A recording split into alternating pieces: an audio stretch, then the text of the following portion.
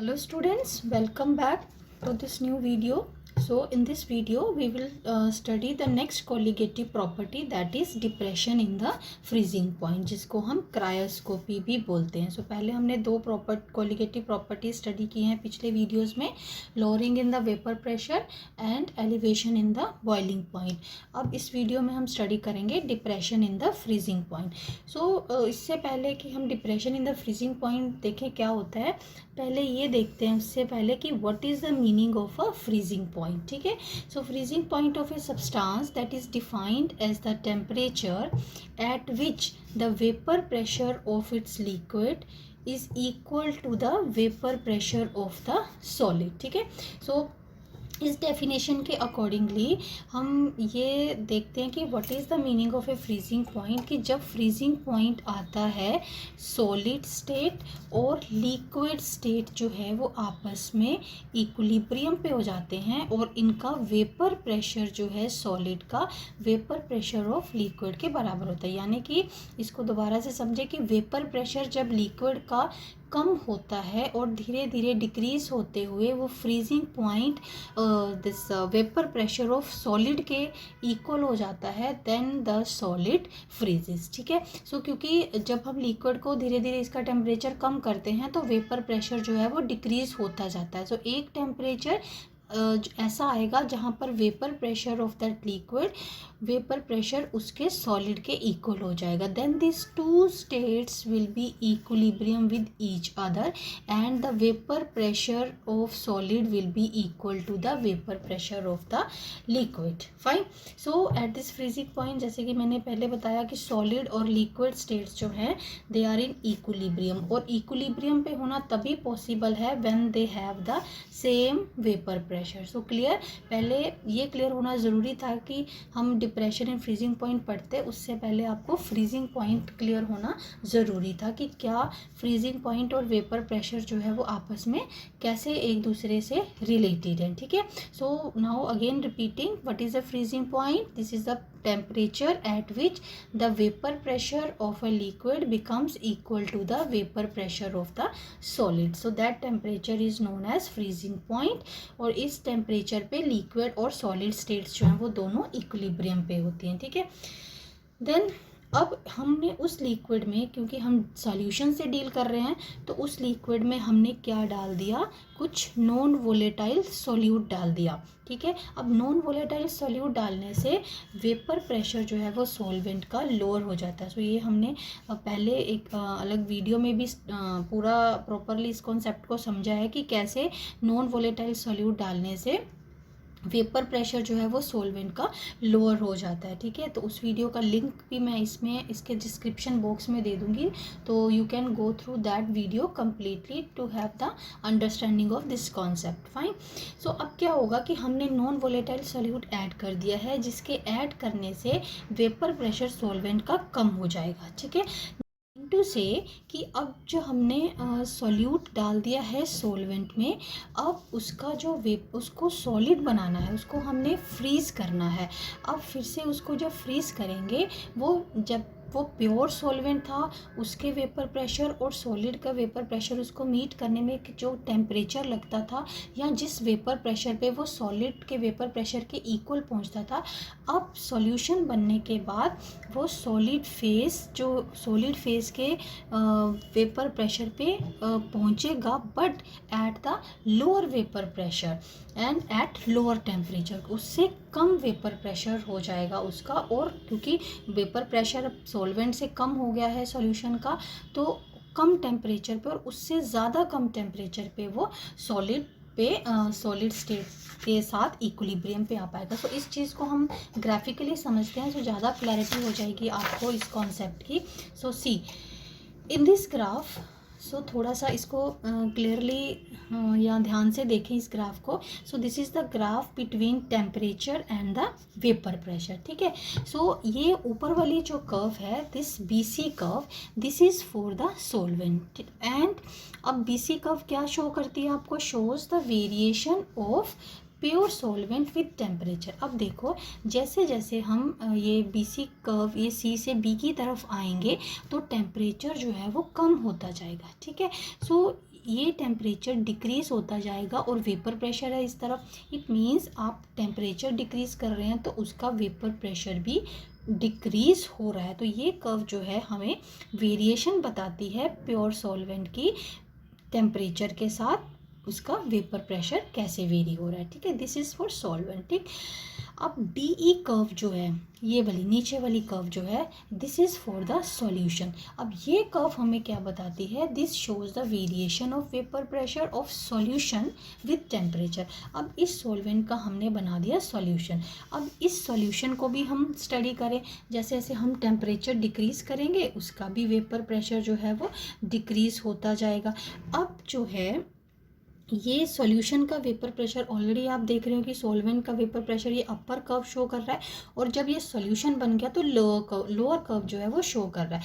तो वैसे भी जब हम इसका टेम्परेचर डिक्रीज़ कर रहे हैं तो इसका वेपर प्रेशर जो है वो डिक्रीज़ कर रहा है। ठीक है, अब जब ये AB कर्व है, ये AB कर्व को ध्यान से देखो, ये this corresponds to the vapour pressure of the solid at different temperature. ठीक, अब बी पॉइंट पे ये जो पहले हम AB देखो, AB जो है ये पूरा सॉलिड की कर्व है, बट फिर भी हम टेम्परेचर को और डिक्रीज़ कर रहे हैं तो सॉलिड का जो वेपर प्रेशर है और ज़्यादा कम होता जा रहा है। ठीक है, this is clear, this is the curve for the vapour pressure of the solid at different temperatures. ये मैंने तीनों कर्व्स की एक्सप्लेनेशन आपको बता दी है। अब देखो पॉइंट्स के बारे में, ये जो पॉइंट B है हमारे पास, ठीक है, ये पॉइंट B जो है सॉलिड और लिक्विड सॉल्वेंट जो है वो यहाँ पर मिलते हैं। अब ये देखो ये सॉल्वेंट है लिक्विड फॉर्म में, और B पॉइंट पर आकर के इसका वेपर प्रेशर जो है वो सॉलिड के वेपर प्रेशर के इक्वल हो गया, और इस स्टेट पे अब दोनों स्टेट्स जो हैं they are in equilibrium as they have the same vapor pressure corresponding to the temperature TF। अब देखो इस पॉइंट पर आकर के इसका वेपर प्रेशर लिक्विड और सॉलिड का सेम हो गया, तो ये कौन सा टेम्परेचर है, दैट इज T0F।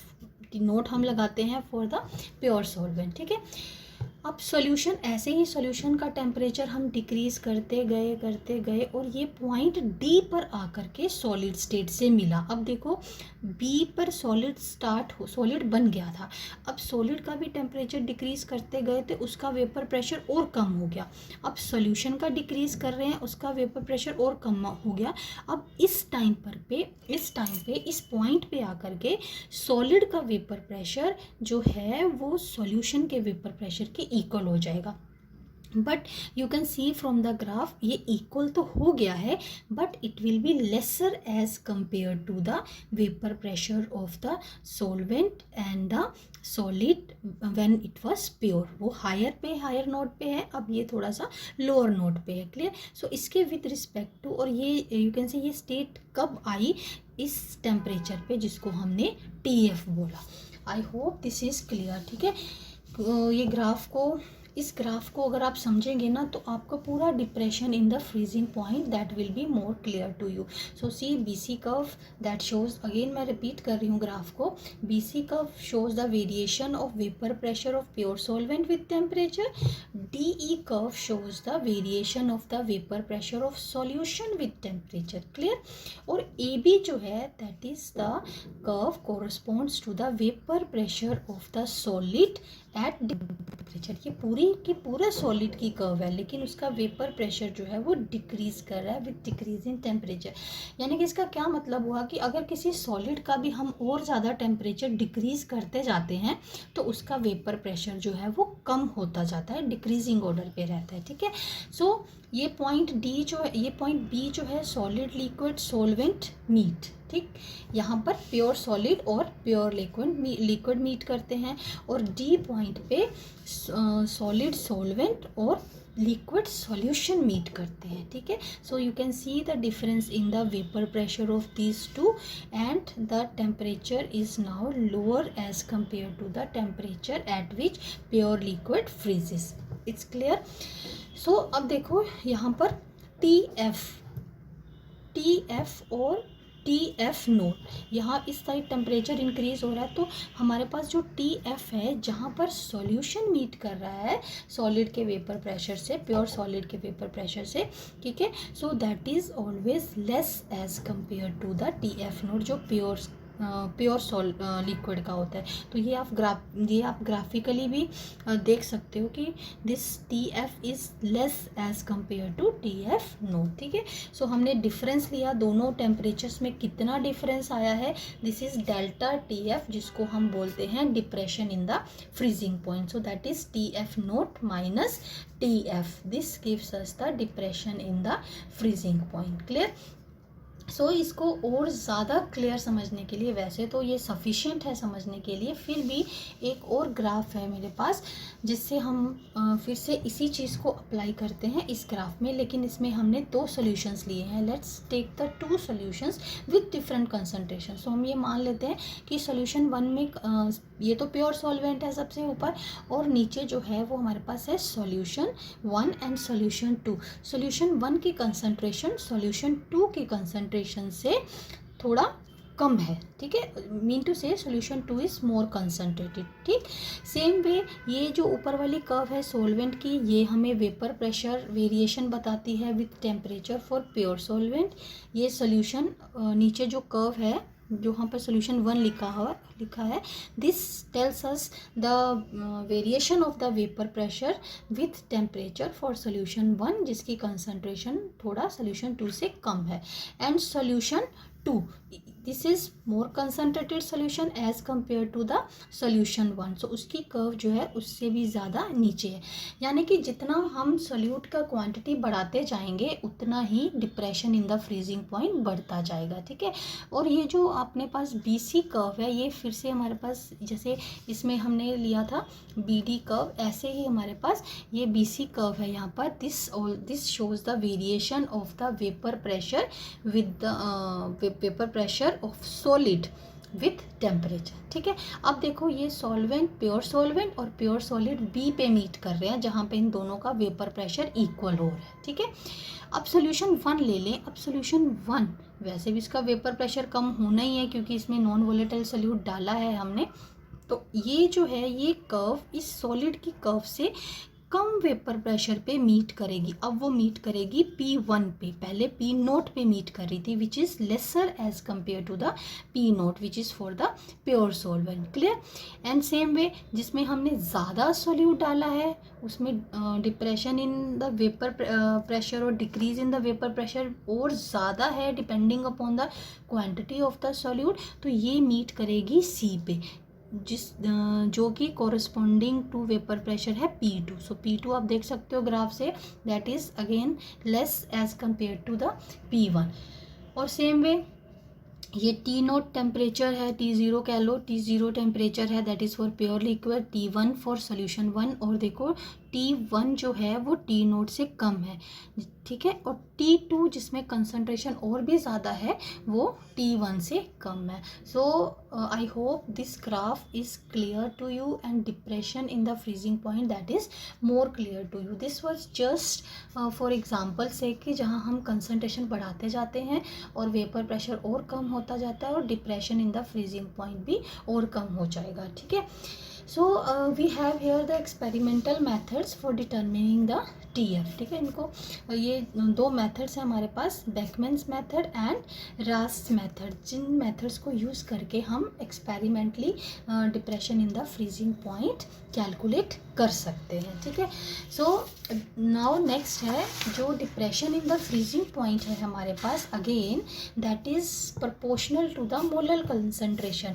जैसे कि हमने पहले जो सेकंड वाला ग्राफ था उसमें जब हमने दोनों कर्व सोल्यूशन 1 और सोल्यूशन 2 की देखी तो सोल्यूशन 2 की कर्व जो थी वो नीचे थी ज़्यादा क्योंकि उसमें कंसंट्रेशन ज़्यादा थी। सो इट मीन्स दैट जो depression in the freezing point है that depends upon the concentration of the solution, ठीक है। So depression in the this freezing point that is directly proportional to the molar concentration, and same way ये this proportionality को हम हटाएंगे तो हमारे पास आ जाएगा KF which is the molar depression constant, और जिसको हम क्रायोस्कोपिक कांस्टेंट भी कहते हैं। ठीक है, इसके यूनिट्स क्या होंगे KF के? अगेन KF को आप इस तरफ रखो जिसके हमने यूनिट्स कैलकुलेट करने हैं, तो हमारे पास डेल्टा TF और मोलैलिटी आ जाएगा। ठीक है, ये केल्विन हो गया, और मोलैलिटी में ठीक है ये हमारे पास किलोग्राम्स पर मोल इसका ये हो गया। तो हमारे पास यूनिट्स आ गए KF के केल्विन किलोग्राम्स पर मोल। फाइन। सो नेक्स्ट है, अगर हमें किसी कांस्टेंट को डिफाइन करना हो, जैसे मैंने पिछले वीडियो में भी बताया था जब हम KB को डिफाइन कर रहे थे, सो इसको और इसके इक्वल को छोड़ करके जिसके भी ये इक्वल हो, जैसे ये यहाँ पर डेल्टा TF के इक्वल है, सो इन दोनों को कंसीडर कर लेना है और बाकी सारी क्वांटिटीज़ को यूनिटी मान लेना है। यहाँ तो हमारे पास सिर्फ मोलालिटी है जिसको हम यूनिटी मानेंगे। सो जब मोलैलिटी को यूनिटी मान लेंगे तो हमारे पास डेल्टा TF जो है that becomes equal to the KF। तो अब आप KF को डिफाइन कर सकते हो। सो मोलर डिप्रेशन कांस्टेंट और KF is defined as the depression in the freezing point for 1 molar solution। क्या मतलब हुआ इसका कि अगर हम 1 मोलर सोल्यूशन बनाएं तो 1 मोलर सोल्यूशन बनाने पे depression in the freezing point की फ्रीजिंग पॉइंट जो है वो कितना और कम हो जाएगा। This is the meaning of the KF। ठीक, so again when 1 mole of solute is dissolved in 1000 grams of solvent, ये इसको मोलर सोल्यूशन को आप थोड़ा सा और इलेबोरेट भी कर सकते हो, otherwise this definition that is sufficient. ठीक, नाउ जो KF है that can be calculated from this thermodynamic formula where this RMA into TF square upon delta fusion H मीन्स आप इसको कह सकते हो molar enthalpy of fusion into 1000। सो यहाँ पर R हमारे पास है गैस कांस्टेंट, TF है freezing point of the TF square है हमारे पास freezing point of the solvent, और दिस एंथैल्पी ये है हमारे पास मोलर एंथैल्पी ऑफ फ्यूजन, और ये है molar mass of the solvent. ठीक, ये that is for the pure solvent. तो आप इसको नोट भी लगा सकते हो यहाँ पर, क्योंकि नोट हम यूजुअली ले रहे हैं पिछले भी सारे एक्सप्रेशंस में फॉर द प्योर लिक्विड्स। ठीक है, so in this way we can calculate the value of KF। Now KF जो है that depends upon the nature of the solvent. So as we know that KF values usually ये numericals में given होती ही है। सो KF की value जो है वो वेरी करती है solvent to solvent. It means it depends upon the nature of the solvent. So this is the specific feature of the KF, that its value that depends upon the nature of the solvent. So next we have, as we are dealing with the colligative property, और हमने ये colligative property की importance में किया था कि that is use for the calculation of the you can से molar mass of the solute. ठीक है, सो अब हम इस प्रॉपर्टी को यूज़ करके इसका मोलर मास कैलकुलेट करते हैं। सो कैसे, सबसे पहले पहला एक्सप्रेशन जो हमने भी किया है, delta TF is directly proportional to molality, और डेल्टा TF अब इक्वल हो गया KF इंटू मोलैलिटी। हमने प्रोपोर्शनलिटी कांस्टेंट लगाया। ठीक, अब मोलैलिटी को थोड़ा ओपन कर लें। Molality that is the number of moles upon weight of the solvent. ठीक है, और kg में ले रहे हैं तो 1000 नहीं लगाएंगे, ग्राम्स में ले रहे हैं तो वी यूज़ दिस 1000 फैक्टर। ठीक है, अब नंबर ऑफ मोल्स को ओपन कर लिया हमने, number of moles given weight upon molecular mass. तो इस मोलैलिटी को ओपन कर लिया हमने प्रॉपर टर्म्स लगा करके इस वाले फार्मूला में। सो यहाँ अब मोलैलिटी को हमने यही वैल्यूज़ जो है वो उसका फार्मूला यहाँ पुट कर दिया, जो मोलैलिटी को ओपन करके हमने टर्म्स लगाई हैं। ठीक, so now this is the molecular mass of the solute, this we are supposed to calculate here। so इसको आप इस साइड ले सकते हो, और आप WA और यहाँ पर आपका MB हमने इस तरफ ले लिया, तो यहाँ आप लिखोगे डेल्टा TF। ठीक है, MB हमने उस तरफ ले लिया, तो यहाँ आएगा delta TF upon into WA। so by using this formula, if KF value we know, weight of the solute, given weight of the solute is given, and depression in the freezing point is there, and weight of the solvent is there, so by using all this we can calculate the molecular mass of the solute. So other feature related to this depression in the freezing point is that equimolar quantities of different substances.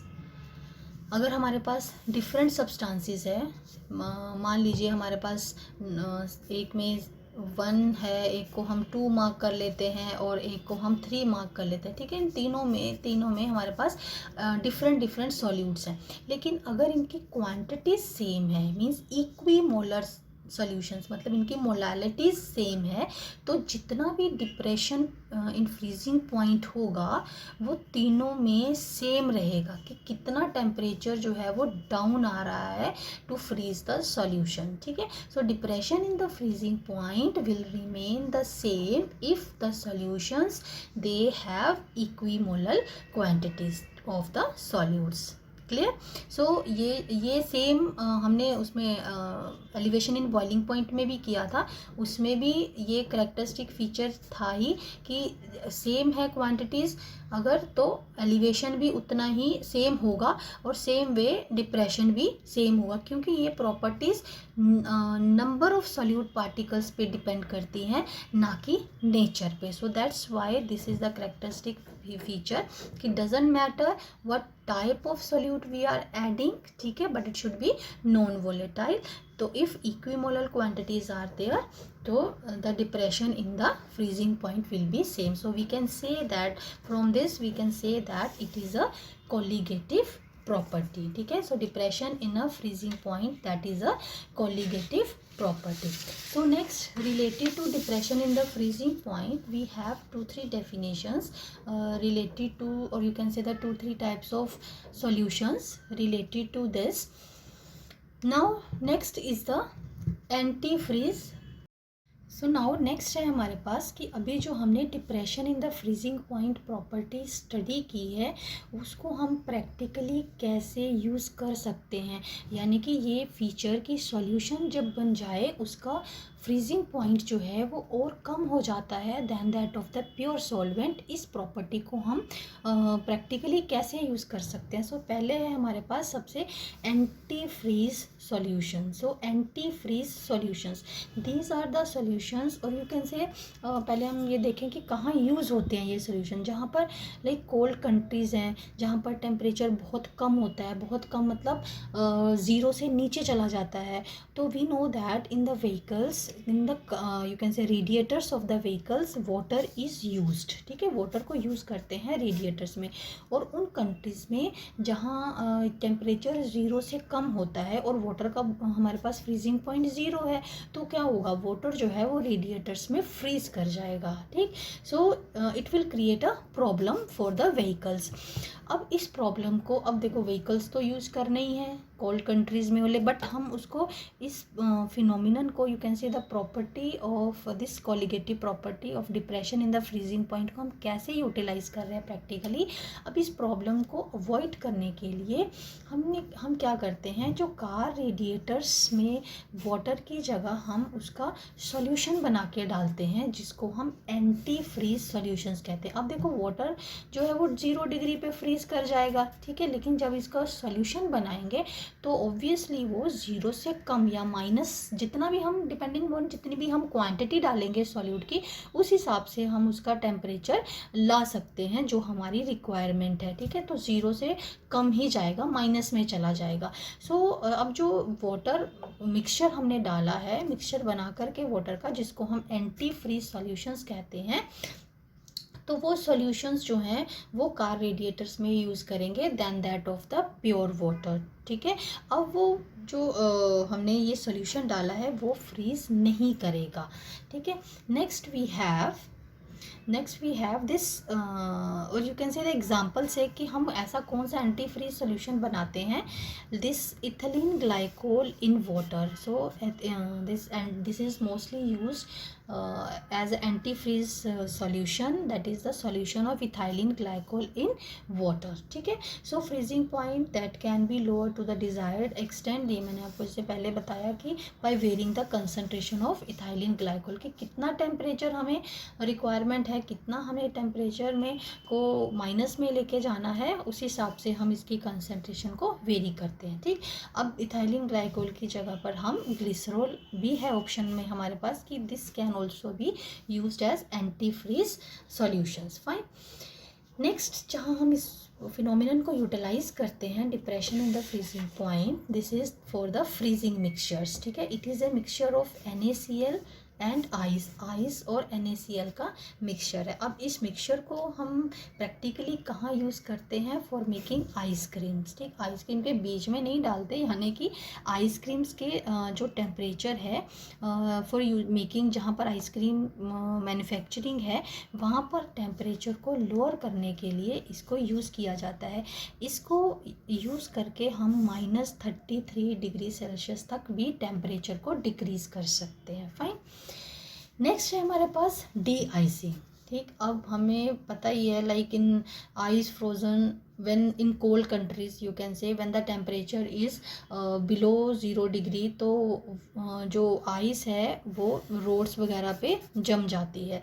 ठीक है, अब इसको melt करने के लिए हम क्या करते हैं? स्प्रे कर देते हैं सॉल्ट का, जहाँ NaCl कर दो, कैल्शियम क्लोराइड कर दो। ठीक है, सो इस सॉल्ट का स्प्रे करते हैं डी आइसिंग करने के लिए, यानी कि अब जो आइस को मेल्ट करने के लिए। क्यों? Because ice melts as salts depresses the freezing point of water, क्योंकि अब जब सॉल्ट स्प्रे कर देंगे अब वो एक तरह का वो सॉल्यूशन बना देगा और वो उसका जो फ्रीजिंग पॉइंट है वो 0 से कम हो जाएगा and it will start melting. So all these were the practical utilities of this property that there is always a depression in the freezing point of a solution. So antifreeze solutions, freezing mixtures and de-icing. Fine, so that's all about this property, colligative property, depression in the freezing point. अब ये property के साथ हम एक दो numericals देख लेते हैं कि आपको आइडिया हो जाए कि इसको हमने यूटिलाइज कैसे करना है। सो पहले आप फर्स्ट न्यूमेरिकल देखो। सो फर्स्ट न्यूमेरिकल में है हमारे पास, इसकी स्टेटमेंट है addition of 0.643 gram of a compound to 50 ml of benzene, जिसकी हमें डेंसिटी गिवन है। देखते हैं डेंसिटी को कैसे यूटिलाइज करना है। Lowers the freezing point from 5.51 degree Celsius to 5.03 degree Celsius. ठीक है, KF फॉर बेंजीन हमें गिवन है, that is 5.12 kelvin kilograms per mole. अब हमें कैलकुलेट क्या करना है? We have to calculate molar mass of the compound. ठीक है, अब सबसे पहले जैसे कि मैंने पहले न्यूमेरिकल्स में भी आपको बताया कि आप कहाँ पर कंसंट्रेट किया करो कि हमें गिवन क्या है और कैलकुलेट क्या करना है, और इन गिवन क्वांटिटीज़ को हम कैसे यूटिलाइज कर सकते हैं उसको कैलकुलेट करने के लिए। ठीक है, सो WB गिवन है हमारे पास, that is the given mass of the compound 6.643 grams। ठीक है, और वेट ऑफ सॉल्वेंट गिवन है, ये वेट फॉर सॉल्वेंट हमने लिखा है जो कि 50 ml। अब ये हमें वॉल्यूम में गिवन है। ठीक है, लेकिन जो भी हमारे पास फॉर्मूला है उसमें तो हमने वेट जो है इन ग्राम्स यूज़ किया है। ठीक है, अब डेंसिटी गिवन है, वॉल्यूम है हमारे पास, डेंसिटी गिवन है, तो हम वेट को ग्राम्स में कैलकुलेट कर सकते हैं। ठीक है, ये हमें वॉल्यूम में दिया है, WA लिखा है मैंने आपको यहाँ पर, बट ये वॉल्यूम में दिया है। ठीक है, दिस इज़ बाय वॉल्यूम। अब इसको हमने ग्राम्स में कन्वर्ट कर लिया है, क्योंकि हमें पता है density is equal to mass upon volume. अब आपके पास डेंसिटी है, वॉल्यूम है, तो आप मास कैलकुलेट कर सकते हो। फाइन, तो इसी फॉर्मूला को हमने यूज़ करके इन दोनों को मल्टीप्लाई करके यहीं पर उसका वेट निकाल लिया है। अब टेम्परेचर में हमारे पास क्या गिवन है? देखो स्टेटमेंट में गिवन है ना, ये lowers the freezing point from, it means this is for the pure solvent. ठीक है, स्टेटमेंट से ही क्लियर है। So this is TF note 5.51 degree Celsius, और TF कहाँ से कहाँ तक लोअर किया उसने? 5.51 डिग्री सेल्सियस से 5.03 डिग्री सेल्सियस सोल्यूशन बनने पर। तो यहाँ से हम इन दोनों टेम्परेचर्स गिवन है, तो हम डेल्टा TF और depression in the freezing point calculate कर सकते हैं। ये है हमारे पास, माइनस करने पे आया 0.48। ठीक है, अब मोलिकुलर मास का डायरेक्ट फार्मूला जो कि अभी हमने पीछे स्टडी किया है, that is KF into WB into 1000 upon delta TF into WA। तो सारी वैल्यूज़ हैं हमारे पास, KF की वैल्यू गिवन ही है स्टेटमेंट में, तो ये हमने सारी वैल्यूज़ अप्लाई कर दी, तो ये हमारे पास आ गया molar mass of a solute और the compound which is dissolved in a benzene. Clear? So the next numerical related to this depression in the freezing point that we have, statement मैं एक बार पढ़ देती हूँ आपके लिए। A solution of urea in water has boiling point of 100.15 degree Celsius. ठीक है, urea का सॉल्यूशन है जिसका हमें सॉल्यूशन का हमें बॉइलिंग पॉइंट गिवन है। Calculate the freezing point of the same solution. दिया है हमें सोल्यूशन का, दिया बॉइलिंग पॉइंट है, लेकिन हमें कैलकुलेट क्या करना है, फ्रीजिंग पॉइंट। सो गिवन क्या है, KF और KB की वैल्यूज़ फॉर वाटर हमें गिवन है। ठीक है, क्योंकि वाटर हम यूज़ कर रहे हैं एज अ सोलवेंट। देखो है ना, लिखा यूरिया इन वाटर। ठीक, अब देखते हैं भाई, ये इन्फॉर्मेशन तो हमारे पास बॉइलिंग पॉइंट की है और KF KB वैल्यूज़ गिवन है, और लेकिन निकालना है हमने फ्रीजिंग पॉइंट। तो पहले गिवन देखें क्या है, TB boiling point of the solution given है ना हमारे पास, दैट इज़ 100.15 डिग्री सेल्सियस। अब TB नोट फॉर वाटर, ये हमें गिवन नहीं है बट वाटर गिवन है, तो हम स्मार्टली इसको यूज़ कर सकते हैं because this is standard and we all know that 100 degree Celsius. ठीक, और डेल्टा TB निकाल लें इससे, अब दोनों हमारे पास आ गया तो डेल्टा TB हम कैलकुलेट कर सकते हैं। तो TB कैसे होता है, इसका डेल्टा TB कैलकुलेट करने का TB माइनस TB नोट। ठीक है, तो इससे हमने ये कैलकुलेट कर लिया डेल्टा TB। अब KF KB हमें गिवन है, अब बेस्ट कैसे यूज़ कर सकते हैं हम इसको, KB गिवन है हमें, डेल्टा TB हमने कैलकुलेट कर लिया है, हम इससे मोलालिटी डायरेक्ट कैलकुलेट कर सकते हैं और फिर इस मोलालिटी को हम डेल्टा TF वाले एक्सप्रेशन में यूज़ करके हम अपने रिक्वायर्ड रिजल्ट तक पहुंच सकते हैं। सो देखें आगे हमने क्या किया, मोलालिटी कैलकुलेट कर ली, तो डेल्टा TB हमने ऊपर कैलकुलेट किया ही है, KB की वैल्यू हमारे पास गिवन है, तो ये आ गई हमारे पास मोलालिटी 0.2884। फाइन, अब मोलालिटी है हमारे पास, डेल्टा TF नोट है हमारे पास, मतलब गिवन नहीं है but still we when water is there we can use this naught की वैल्यू, और या प्योर वाटर की हमने जैसे ऊपर बॉइलिंग पॉइंट यूज़ किया दैट वाज 100 डिग्री सेल्सियस, और फ्रीजिंग पॉइंट भी हम इसका यूज़ कर रहे हैं अब यहाँ पर, दैट इज़ 0 डिग्री सेल्सियस। ठीक है, और निकालना हमें है, रिक्वायरमेंट हमारी क्या है, हमें TF तक पहुँचना है, ये गिवन है, KF की वैल्यू गिवन है, मोलालिटी हमने कैलकुलेट कर ली, तो अगर हम डेल्टा TF कैलकुलेट कर लें और ये है तो this can be easily calculated. तो नेक्स्ट टास्क है हमारा ये इसको कैलकुलेट करने का, डेल्टा TF। तो अब again applying the same formula but this time we are applying for depression in the freezing point.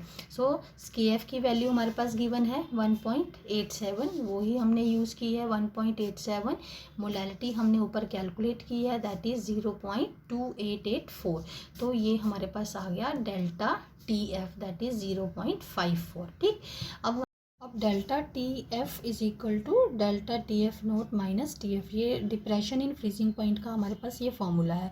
अब हमारे पास ये है लेकिन कैलकुलेट क्या करना है हमने, दिस TF। ठीक है, अगर इसको पहले हम TF को एक साइड ले आएँ तो हमारे पास क्या फार्मूला बन जाएगा, TF उधर ले जाएं और TF naught minus delta TF। ठीक है, ये हमने कैलकुलेट कर लिया। अब हमारे पास आ गया जैसे कि ये दिस डेल्टा TF नोट की वैल्यू हमारे पास है 0 और डेल्टा TF नोट जो है उसकी वैल्यू हमने यहाँ पर पुट कर दी दैट इज़ 0.54। तो हमारे पास ये डेल्टा नहीं, हमें ये हमारे पास आएगा TF, तो TF की वैल्यू हमारे पास आ गई 0.54 डिग्री सेल्सियस।